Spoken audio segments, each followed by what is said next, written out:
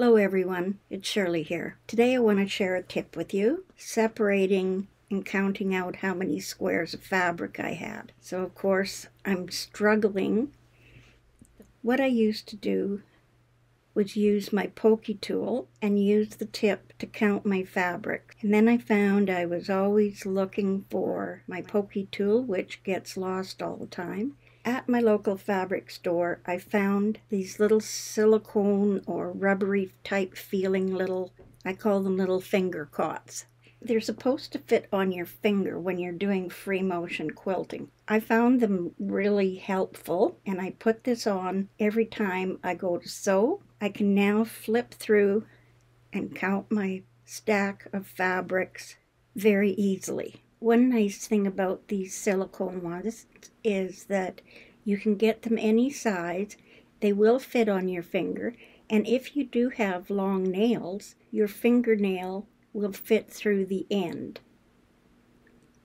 Hopefully you can see that my fingernail is coming through the end. It also has little vents in it so your finger doesn't perspire. Another one that I've found useful, and it has a couple of uses. If you're a paper crafter, you may have already. It is a silicone fingertip that protects your fingers when using a glue gun. It will help you separate your fabrics, but it also works when pressing open seams. When you press your seams open or to one side, when you go to use your iron and you need to hold that seam open, it protects your fingers from the heat of the iron.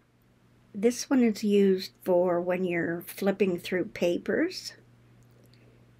The little fingertips that I've showed you can be found on Amazon. Search for fingertip protectors and you probably will come up with a variety of ones to use. This is the one that I prefer to use when I'm doing all my sewing. This one I will use when I'm pressing my seams open. This one I don't use as much.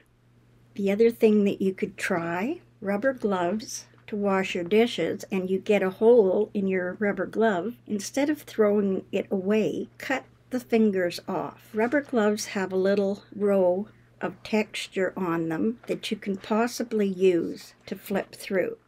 My rubber gloves are a bit large, but you can see where you can flip through and count your squares, and it's much easier. This is the one that I do prefer. I put it on every time I'm going to sew. It stays on my finger. It doesn't interfere with my sewing, and it's just a helpful little tip. Hope you found something in this video that might help you, and thanks for watching.